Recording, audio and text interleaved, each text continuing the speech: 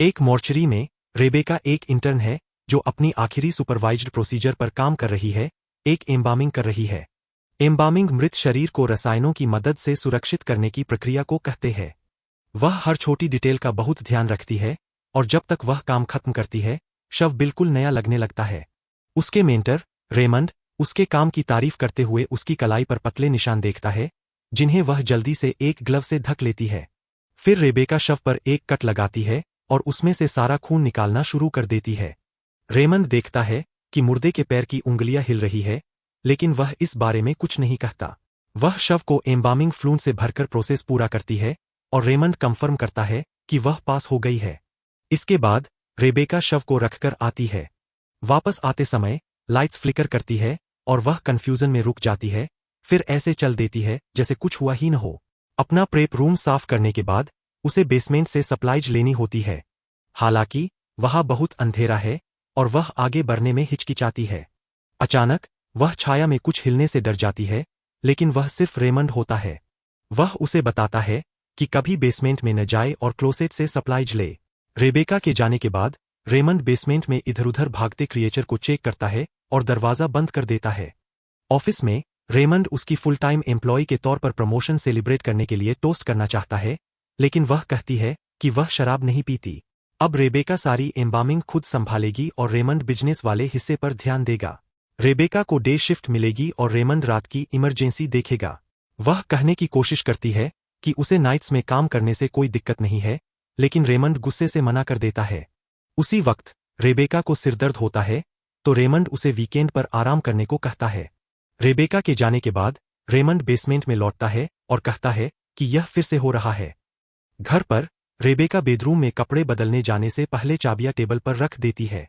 जब वह बाहर आती है तो हैरानी से देखती है कि चाबियां गायब है, लेकिन उसे अपनी नोटबुक पर बना अजीब सिंबल नजर नहीं आता। अच्छी बात है कि उसे चाबियां दूसरी टेबल पर मिल जाती है, तो वह अपनी वीकली सपोर्ट मीटिंग में जा सकती है।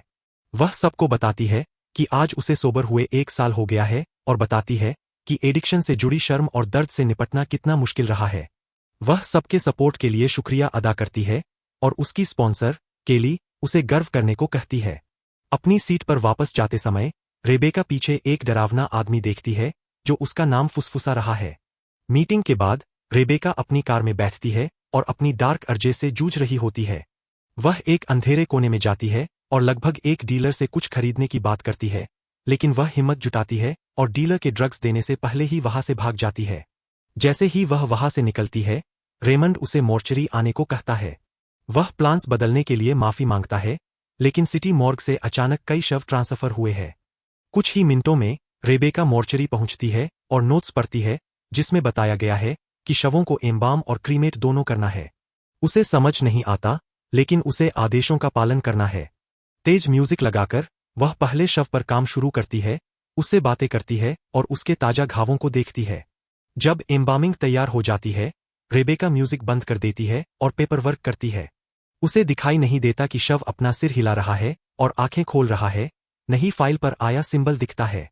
एक बार डाटा सिस्टम में डालने के बाद वह शव को इंसिनरेटर में डाल देती है।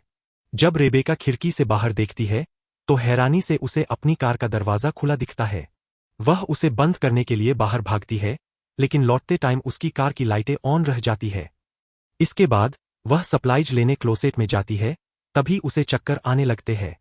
वह अपना सिर मलती है जब उसके चारों ओर फुसफुसाती आवाजें सुनाई देती है। जब वह होश में आती है तो खुद को टेबल पर बैठा पाती है और उसे याद नहीं कि वह वहां कैसे पहुंची। उसी वक्त फोन बजता है, तो वह बिना यह देखे फोन उठाने दौड़ती है कि दूसरी फाइल पर सिंबल आ गया है। कॉलर रेमंड है, जो जानना चाहता है कि रेबेका कैसी है। वह उसे बताती है कि स्टॉर्म की वजह से लाइट्स में दिक्कत है, लेकिन बाकी सब ठीक है। फोन रखने के बाद रेमंड अपने शरीर पर कुछ बनाने लगता है। इस बीच रेबेका दूसरे शव को ले जाने लगती है, लेकिन जब बिजली चली जाती है तो रुक जाती है। उसे दिखाई नहीं देता कि शव स्ट्रेचर पर अपना सिर और हाथ हिला रहा है। चूंकि उसके फोन की बैटरी लगभग खत्म है, वह मोमबत्तियां ढूंढने ऑफिस जाती है। एक ड्रॉअर में उसे एक छोटा बॉक्स मिलता है, जिसके ढक्कन पर मोमबत्ती बनी है, लेकिन अंदर सिर्फ पेपर स्ट्रिप्स है।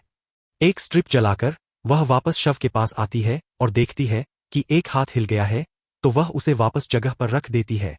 उसे अपने पीछे दीवार पर चमकता सिंबल नहीं दिखता, नहीं चादर के नीचे हिलता हुआ शव दिखता है।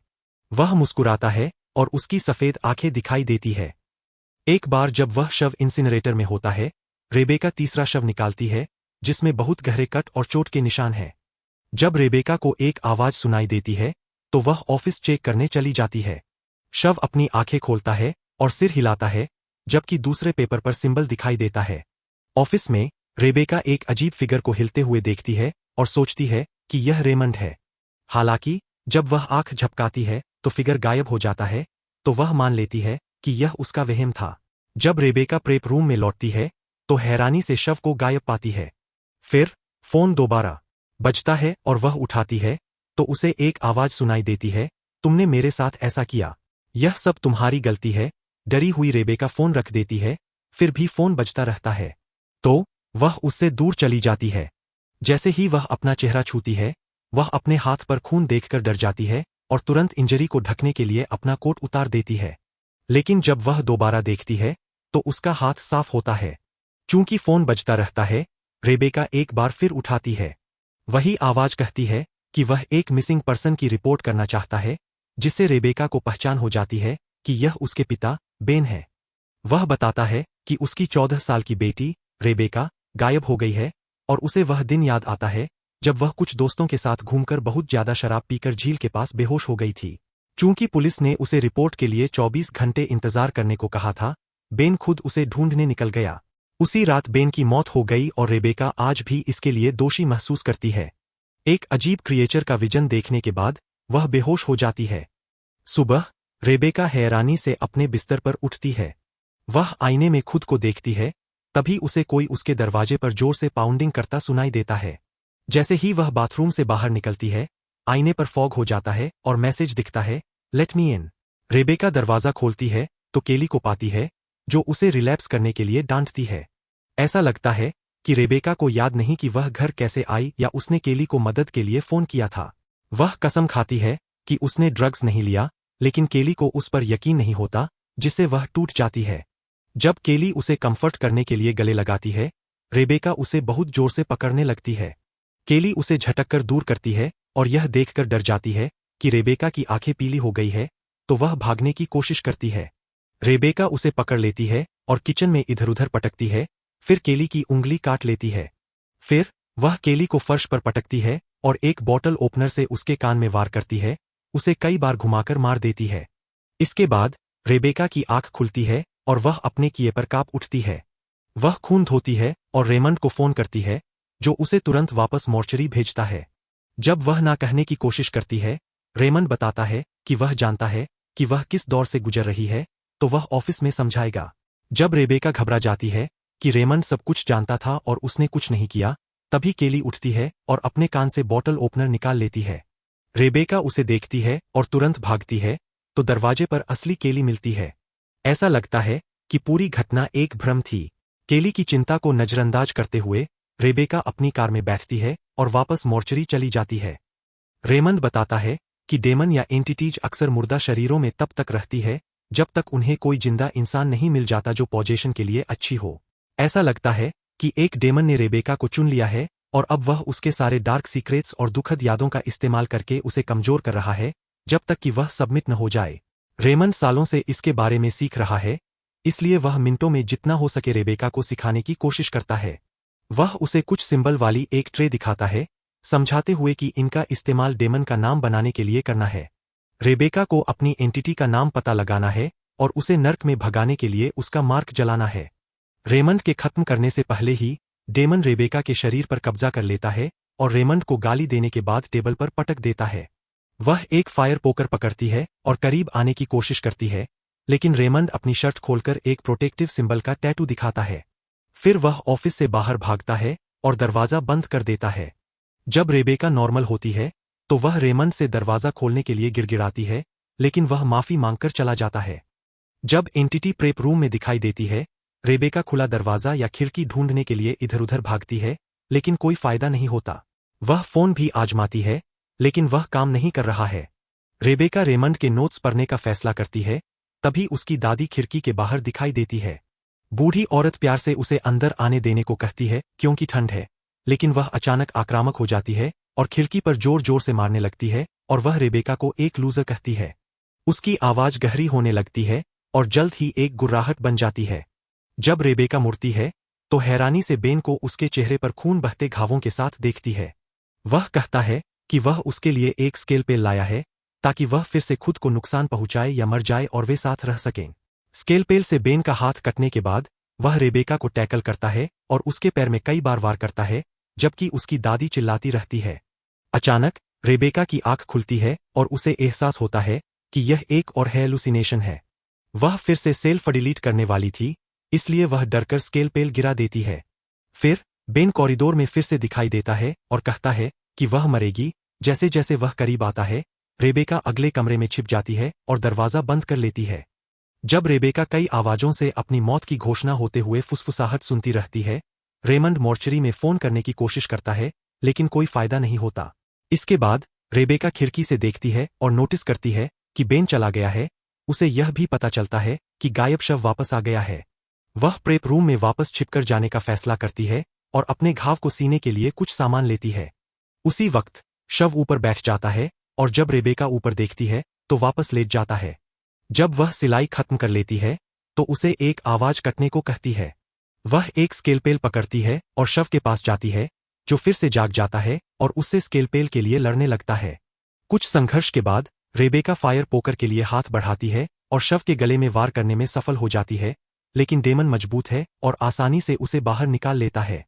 रेबेका कुछ तार पकड़ती है और शव के चारों ओर बांध देती है, जबकि वह डेमन की आवाज में हंसता है। फिर रेबेका आखिरकार फोन उठाती है और रेमंड उसे सिखाना खत्म करता है कि उसे क्या करना है। उसके निर्देशों का पालन करते हुए रेबेका पॉजेस्ट शव पर अपना खून डालती है और उसे इंसिनरेटर में धकेल देती है। दुर्भाग्य से यह काम नहीं करता है और इंसिनरेटर फट जाता है। रेबेका उड़ जाती है। एक फ्लैशबैक दिखाता है कि टीनेज रेबेका एक हॉस्पिटल स्ट्रेचर पर बंधी है। अचानक वह अपने बड़े रूप में बदल जाती है और रेबेका जागती है तो पता चलता है कि वह इंसिनरेटर के अंदर है। वह घबरा जाती है और बार बार दोहराती है कि यह असली नहीं है, जब तक कि वह कमरे में वापस नहीं आ जाती। इसके बाद रेबेका रेमंड को फोन करती है और उसे बताती है कि तरीका काम नहीं किया। हालांकि रेमंड बताता है कि उसने उससे बात नहीं की है, जिसका मतलब है कि वह एक डेमन ट्रिक थी। रेमंड उसे नीचे कुछ टेप्स ढूंढने को कहता है। एंटिटी एक दरवाजे के पीछे से देखती है। रेबेका बेसमेंट में जाती है, जहां उसे टेप्स वाले एक छोटे से कमरे में बंद दरवाजा मिलता है। वह कुछ हिलने से डर जाती है, लेकिन वह सिर्फ एक गिरता हुआ बॉक्स होता है। शेल्फ से और चीजें गिरने लगती है, तो रेबेका वापस ऑफिस भाग जाती है। जब वह टेप चलाती है तो आखिरकार उसे रेमंड से वे निर्देश मिल जाते हैं जिनकी उसे जरूरत थी। उसे एक स्ट्रिप जलाकर सही सिंबल ढूंढने हैं और उन्हें ट्रे पर लगाना है, जिसे इंसिनरेट करने से पहले डेमन वाले शव पर रखना है। किसी पॉजेस्ट लाश का खून भी शव में इंजेक्ट करना है ताकि उसे मार्क से बांधा जा सके, नहीं तो एंटिटी जलने से पहले भाग जाएगी। इस खून को बाद के इस्तेमाल के लिए भी रखा जा सकता है ताकि ऐसा दोबारा न हो। एक डेमोस्ट्रेशन के तौर पर रेमंड वैलेरी नाम के एक पॉजेस्ट शव का हाथ काटता है, जो एक ताबूत के अंदर से रेहम की गिड़गिड़ाती रहती है। रेमंड के नोट्स को आखिरी बार देखने के बाद रेबेका एक पेपर स्लिप चलाती है और कमरे में इधर उधर घूमती है जब तक उसे दीवार पर एक सिंबल नहीं मिल जाता। वह उसी मार्क को ट्रे पर रखती है और बाकी को ढूंढना जारी रखती है। जल्द ही बेन फिर से दिखाई देता है और उसे मीठी बातों से विचलित करता है, फिर उसकी गर्दन पकड़कर उसका गला घोंटने लगता है। जब बेन उसे अंदर आने देने को कहता है और डेमन की तरह हंसता है, रेबेका होश में आने में कामयाब हो जाती है। इसके बाद वह बेसमेंट में रहस्यमय दरवाजा खोलती है, जहां उसे दीवार में एक छेद मिलता है, जिससे वह वैलेरी के साथ डील करते हुए रेमंड को देख सकती है। वैलेरी मदद के लिए गिड़गिड़ाती रहती है, लेकिन रेमंड रेबेका से कहता है कि वह अब वैलेरी नहीं है। जब रेबेका दूसरी तरफ देखती है तो खुद को एक ताबूत के अंदर पाती है, तो वह ढक्कन पर पाउंड करती है जब तक बाहर नहीं आ जाती। जब वह दूसरी स्ट्रिप जलाती है तो उसे दूसरा सिंबल मिलता है। जैसे ही वह ऊपर लौटती है, एंटिटी उसे छाया से देखती है। सप्लाई क्लोसेट से तीसरा सिंबल लेने के बाद रेबेका को आखिरी सिंबल बाथरूम में मिलता है। अचानक दरवाजा अपने आप बंद हो जाता है और कमरा पानी से भरने लगता है।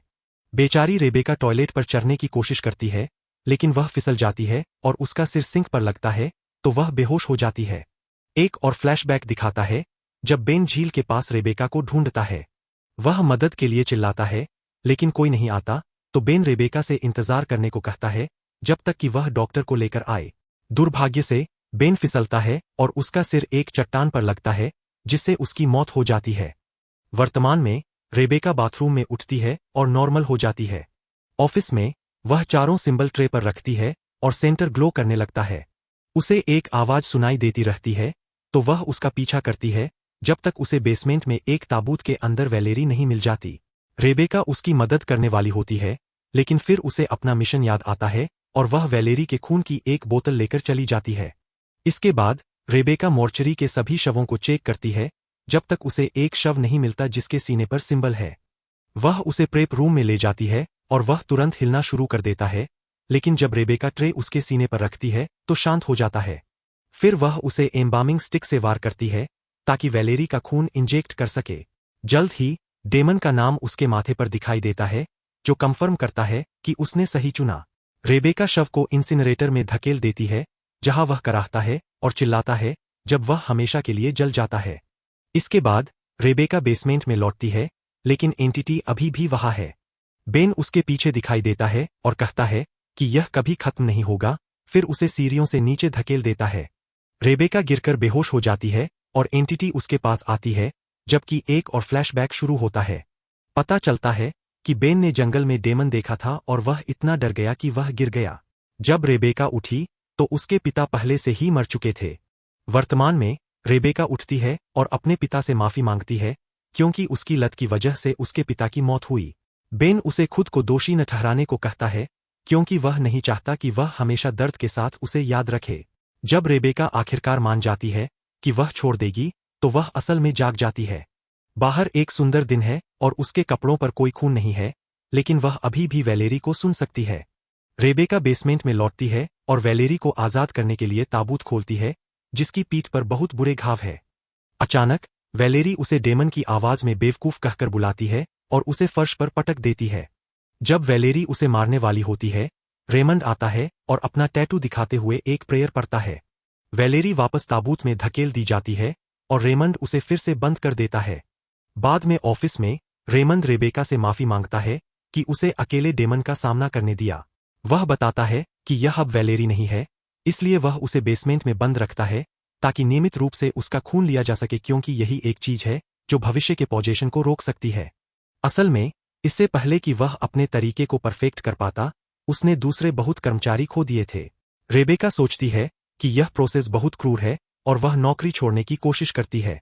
तो रेमंड बताता है कि यह प्रोसेस जाने बचाता है। वह यह भी बताता है कि वह इस अनुभव से कभी पूरी तरह आजाद नहीं होगी, लेकिन अगर वह रहती है तो वह उसे और मजबूत बनना सिखा सकता है।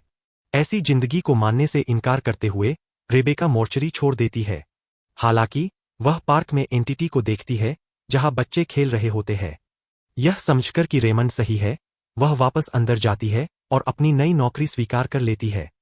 कहानी अगर ज्यादा कुछ समझ में नहीं आया तो ज्यादा दिमाग मत लगाइए, मैं आपको सिंपल में समझाता हूं। ये मूवी साइलेंट हिल की तरह ही अपने गिल्ट से निकलने की कहानी है। इस कहानी से सबसे बड़ी सीख यह मिलती है कि हमारा अपना अतीत, हमारी गलतियां और हमारे अंदर का दर्द ही हमारी सबसे बड़ी कमजोरी बन सकता है, और कोई भी बुरी ताकत सबसे पहले इन्हीं चीजों पर हमला करती है। रेबेका की लत, उसके पिता की मौत का गिल्ट और सेल्फ हार्म के निशान, यह सब वही चीजें हैं जिनका इस्तेमाल डेमन उसे तोड़ने के लिए करता है। साथ ही कहानी यह भी दिखाती है कि कभी कभी सबसे क्रूर लगने वाले फैसले, जैसे वैलेरी को बंद रखना, ही दूसरों की जान बचा सकते हैं। और असली ताकत यह नहीं है कि हम डरे नहीं, बल्कि यह है कि डर और दर्द के बावजूद हम आगे बढ़ना चुने। रेबेका अकेले अपने दम पर डेमन को हरा नहीं पाती, लेकिन रेमंड के मार्गदर्शन और अपने दर्द को स्वीकार करने के बाद वह मजबूत बनती है। आखिर में वह मोर्चरी छोड़कर जाने की कोशिश करती है, लेकिन असली दुनिया में उसी एंटिटी को देखकर लौट आती है। यानी हम अपनी समस्याओं से भाग नहीं सकते, उनका सामना करना ही एकमात्र रास्ता है। कहानी अच्छी लगी हो तो सब्सक्राइब करना मत भूलिए और नोटिफिकेशन ऑन कर दीजिए ताकि आप इस तरह के और वीडियो देख सको।